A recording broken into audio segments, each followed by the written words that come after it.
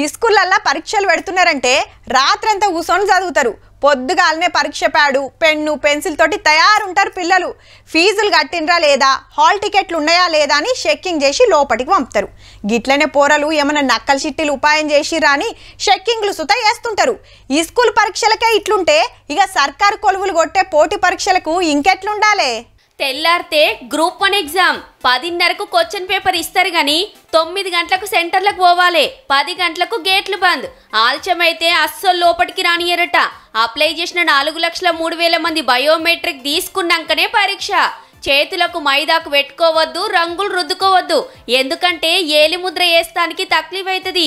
లాపర్వ చేస్తే ఎగ్జామే రాయనీయరట. మళ్ళా అట్లనే ఫోన్లు, బ్లూటూత్లు, వాచ్లు, క్యాలిక్యులేటర్లు, నగలు, ఉంగరాలకు సుత పర్మిషన్ లేదు. బ్లాక్, బ్లూ బాల్ పాయింట్ పెన్నులు, ఈ నడుమ దిగిన ఒరిజినల్ పాస్పోర్ట్ సైజ్ ఫోటో ఉన్న హాల్ టికెట్ పట్టుకుపోవాలి. సర్కార్ ఇచ్చిన ఒరిజినల్ ఫోటో ఐడి కార్డు సుత ఉండాల్సిందే. మొత్తం 563 పోస్టులుంటే 31 జిల్లాల్లో 897 సెంటర్లు పెట్టిండ్రు. కానీ తెలంగాణ వచ్చి 10 ఏళ్ళైంది గాని ఇప్పటిదాకా ఒక్కటంటే ఒక్క గ్రూప్ 1 జాబ్ సుతరాలే. 2 ఏళ్ల కిందట ఎగ్జామ్ పెడితే పేపర్ లీక్ పుణ్యాన రద్దయింది. మార్కెట్లో బఠానీలు అమ్మినట్టే క్వశ్చన్ పేపర్లు అమ్ముకునిరి. మల్లోపారి బయోమెట్రిక్ తీసుకోలేదని కొందరు హైకోర్టుకు పోతే రద్దు చేసింది.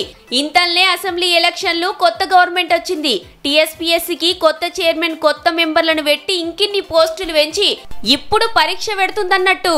జాబ్ కొట్టాలనుకున్నోళ్ళంతా టయానికి సెంటర్లకు పోర్రి, మంచిగా రాయిర్రి. All the best.